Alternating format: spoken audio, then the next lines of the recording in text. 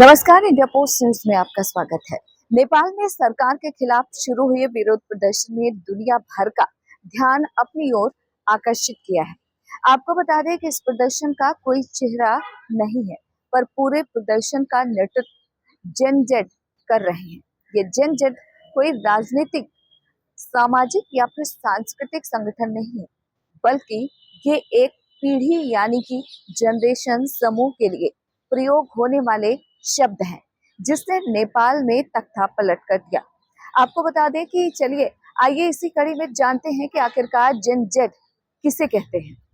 दरअसल जेन जेड ही क्यों कहा जाता है, जेन जेड में किस उम्र या फिर जनरेशन के लोगों को शामिल किया जाता है, चलिए जानते हैं। तो दरअसल इसमें नई पीढ़ी यानी कि जनरेशन जेड वह बच्चे हैं जिनका जन्म 1997 से 2012 के बीच हुआ है, यानी कि 15 सालों में पैदा हुए बच्चे जनरेशन जेड कहलाते हैं। साल 2025 तक यह पीढ़ी दुनिया की करीब 30% वर्क फोर्स बन चुकी है और अपनी अलग सोच और इसके साथ ही आदतों से समाज और अर्थव्यवस्था दोनों पर असर डाल रही है। जेन जेड डिजिटल जनरेशन और इसके साथ ही जेन जेड को डिजिटल नेटिव भी कहा जाता है। आपको बता दें कि दरअसल इनके लिए इंटरनेट, स्मार्टफोन, सोशल मीडिया हमेशा से ही जिंदगी का हिस्सा रहे हैं और यही वजह है कि टेक्नोलॉजी का इस्तेमाल इनके लिए आसान है। इसके साथ ही ऑनलाइन शॉपिंग से लेकर वर्क फ्रॉम होम तक जेन जेड डिजिटल दुनिया में पूरी तरह से फिट बैठती है। आपको यह भी बता दें कि दरअसल जेन जेड की विशेषता यह भी है कि वे सूचना को लेकर बेहद सतर्क और आलोचनात्मक होते हैं। वे ऑनलाइन सामग्री को अक्सर जांचते हैं और इसके साथ ही विश्वसनीय स्रोतों से ही जानकारी लेते हैं। और ये पूरा समूह एक बड़ा आंदोलन का स्वरूप ले लिया। हाल ही में हुए शोध के मुताबिक जेन जेड टिकटॉक जैसे मनोरंजन प्लेटफॉर्म से आगे बढ़कर अधिक विश्वसनीय, विशेषज्ञ द्वारा संचालित और इसके साथ ही गहन जानकारी वाले स्रोतों पर ध्यान देने लगे हैं। आपको ये भी बता दें कि वित्तीय समृद्धि, करियर की योजना और इसके साथ ही सामाजिक जिम्मेदारियों को लेकर ये बेहद गंभीर है और अपने फैसलों में सावधानी बरतते हैं।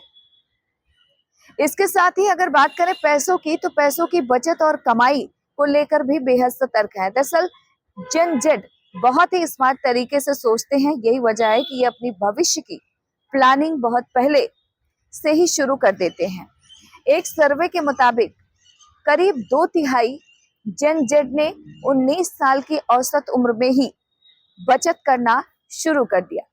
2025 की अगर बात करें तो 2025 में 18 से 35 साल के करीब 61% युवा पैसे को लेकर चिंतित हैं। इसके अलावा नौकरी में अनिश्चितता और इसके साथ ही घर खरीदने की बढ़ती कीमत भी उन्हें लगातार परेशान करती है। इसके साथ ही वो अपनी कमाई बढ़ाने, वित्तीय स्थिरता पाने के लिए जेन जेड में साइड हसल यानी कि अतिरिक्त काम करने का चलन भी बढ़ा है।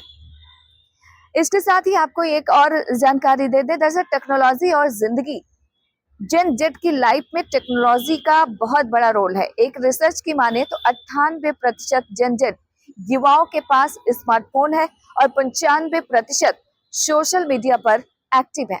इनकी ये आदतें उनके खरीदारी के तरीकों को भी बदल रही हैं। इसके साथ ही मोबाइल पर बहुत ज्यादा भरोसा।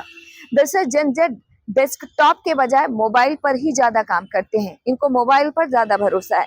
81% लोग सोशल मीडिया पर ही प्रोडक्ट खोजते हैं और 85% नए प्रोडक्ट के बारे में इन्हीं प्लेटफॉर्म से उनको पता चलता है, या फिर यूं कहें कि वो इन्हीं प्लेटफॉर्म से पता लगाते हैं।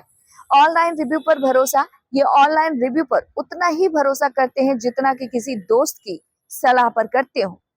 इसके साथ ही जेन जेड ही क्यों पड़ा इस पीढ़ी का नाम, तो दरअसल जेन जेड पहली पीढ़ी है जिन्हें जन्म के बाद से ही इंटरनेट सुविधाएं मिली हैं।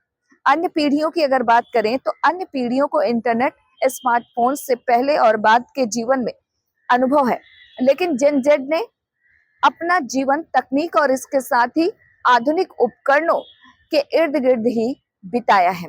ऐसे में इन लोगों को टेक्नोलॉजी का किंग भी कहा जाता है, क्योंकि इनकी शुरुआत ही टेक्नोलॉजी के साथ हुई है और इसी कारण से इस पीढ़ी को जेन जेड कहा जाता है।